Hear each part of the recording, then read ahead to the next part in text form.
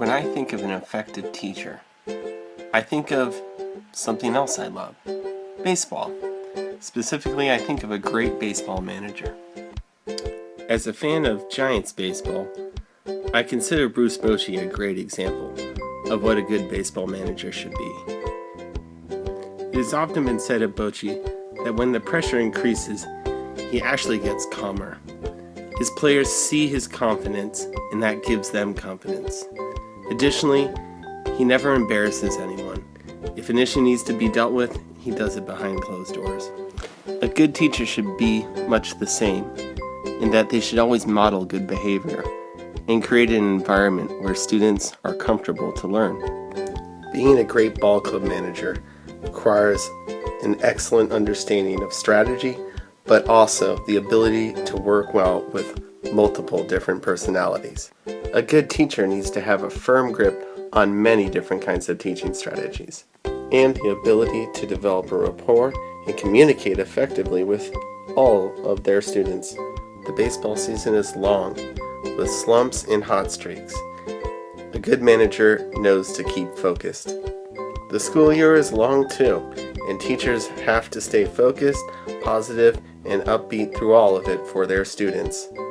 Injuries happen, but good coaches don't work alone. They have a staff that they know they can get support from when an issue arises. Teachers too must deal with difficult situations, some which may have started at school and some which may have been brought from home. An effective teacher knows when to get support for a situation they may not be able to deal with alone and isn't afraid to ask questions of their peers. As a future educator in the state of Oregon, I believe the greatest strength I bring to the classroom is my experience teaching English in Taiwan and South Korea for the past 4 years. I've taught students of all ages and know the strengths and challenges that each age can bring. My experiences have taught me basic classroom management skills and how to foster positive learning relationships with my students. On the other hand, the classrooms I've taught in East Asia tend to be rather homogeneous, so I have much to learn about working in diverse environments with students from a multitude of cultural backgrounds. I've also never taught multiple subjects. This will be a challenge, but one I hope to meet along with all others through hard work and practice on my own and with my cohorts. Thank you. The target age I would most like to teach is 7 and 8-year-olds. These are the students of the 2nd grade. I love the energy and penchant for exploration that this age group brings. The majority of students in this age grouping are likely transitioning from the pre-operational stage to the concrete operational stage of Piaget's levels of cognitive development. These students have likely developed a solid foundation in language and can understand how symbols relate to concrete objects. They can look at symbols and know when to stop, or how to use them in concepts such as mathematics. A 2nd grader has developed logical thinking, though a few may still struggle with reversibility. These students are now beginning to be able to see through the eyes of others and understand perspectives outside of their own. As they progress, a lot of students this age are solving problems in a hands-on, logical manner. How does this impact actual teaching in a classroom? I'll tell you. Given these learning styles, I would want to make sure that my lessons provide my students with observable and concrete examples.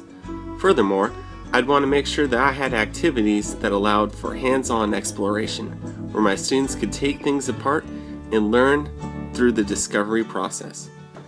For math, that could mean exploring fractions with a pizza or counting in intervals with coins.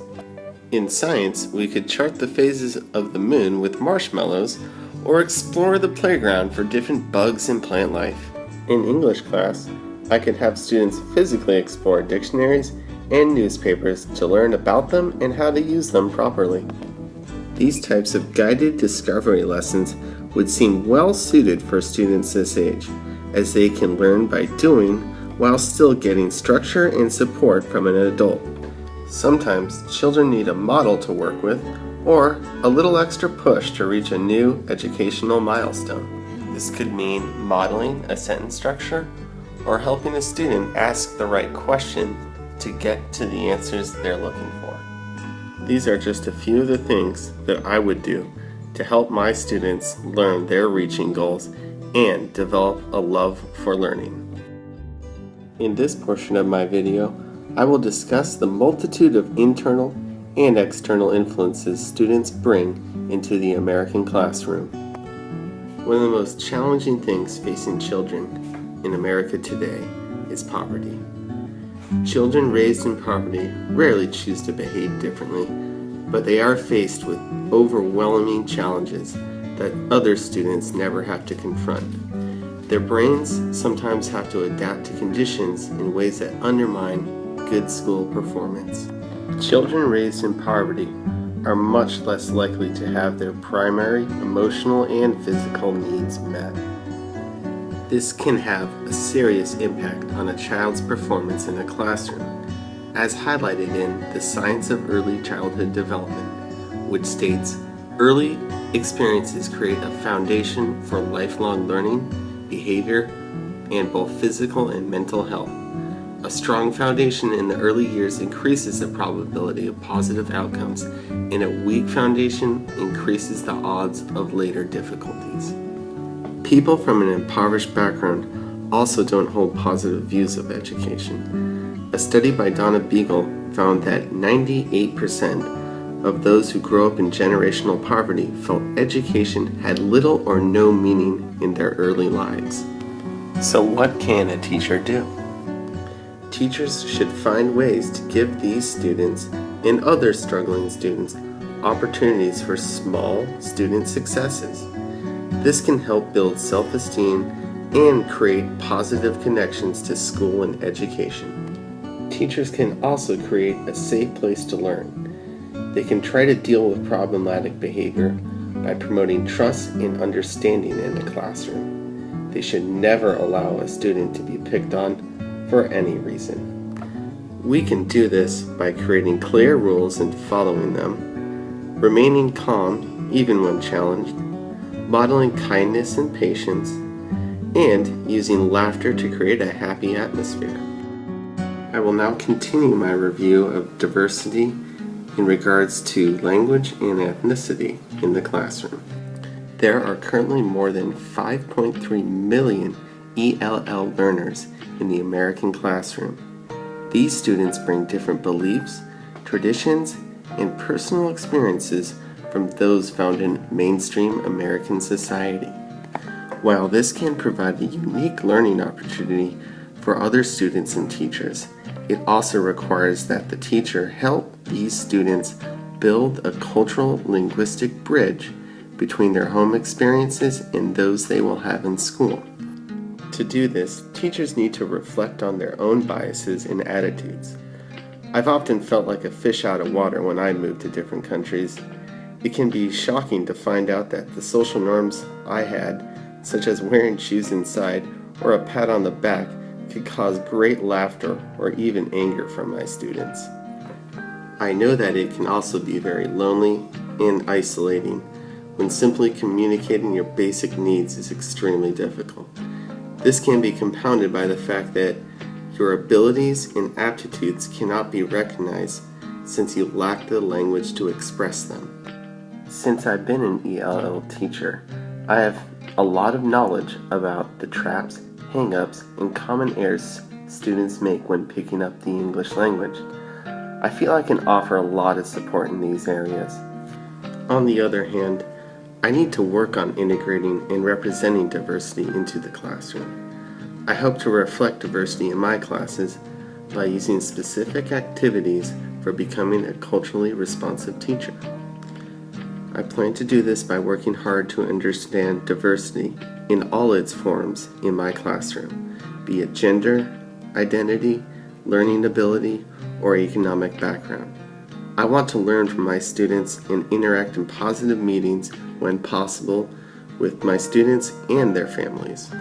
I want to spend time learning about my students and, when appropriate, allow them to share their unique backgrounds through posters, self-portraits, and even mini presentations. Finally, I hope to share my own experiences and passions for traveling, making friendships, and my respect for all the amazing people held in this great little planet of ours. In this section of my video, I will discuss how I plan to create a diverse and collaborative classroom learning environment and community.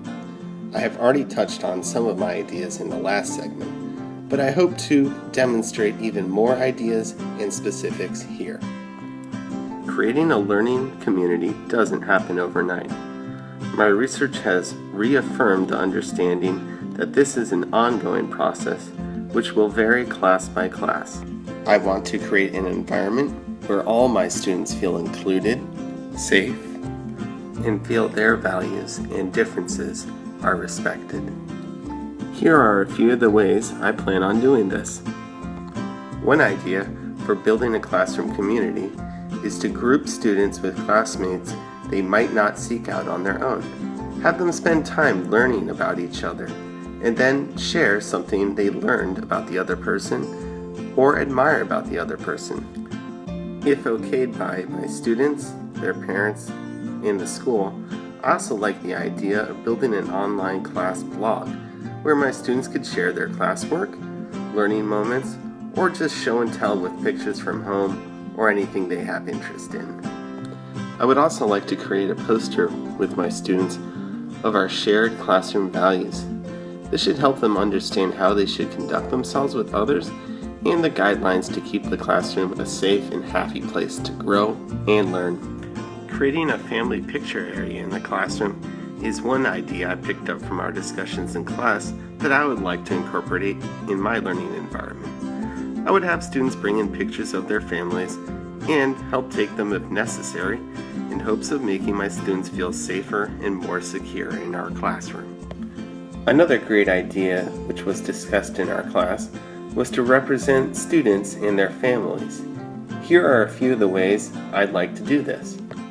Through the books available in my class library, after getting input from my students and perhaps their families.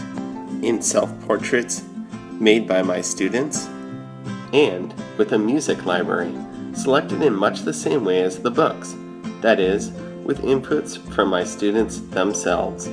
Now, I would like to discuss my views on teaching styles. As mentioned before, I have had the great privilege of living and teaching in South Korea and Taiwan. The style of teaching I would associate most to the schools I worked at would be the behaviorist model. I think it's easy to dismiss this style as being old and too in the box, but it certainly has its merits.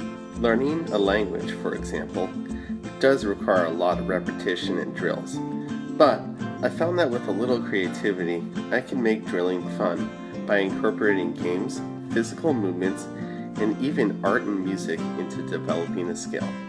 However, I found that I developed a love-hate relationship with the points system I often used or was asked to use to manage classroom behavior. I did find it effective in motivating the majority of my students, but I also felt it excluded or isolated struggling learners. Ultimately, I'd like to explore other ways of building interest in learning, but I'm not totally dismissing behavioristic approaches. I just want to see what else will work. As mentioned before, I'd like to use more self-discovery and hands-on learning in the classroom. In this way, I think utilizing more of a constructivist approach in teaching would be beneficial, and I myself have found this method helpful when learning myself. Ultimately, I recognize that there are a lot of great things out there, ideas and theories that I'd like to explore in the classroom. But I think the best way to go about doing this is by trying them out with my students and seeing what works and what doesn't, and giving everything a little bit of a shot. Learning is a journey. And just like baseball, there will be successes and there will be failures. The important thing is to keep stepping up to its challenges and never stop swinging the bat.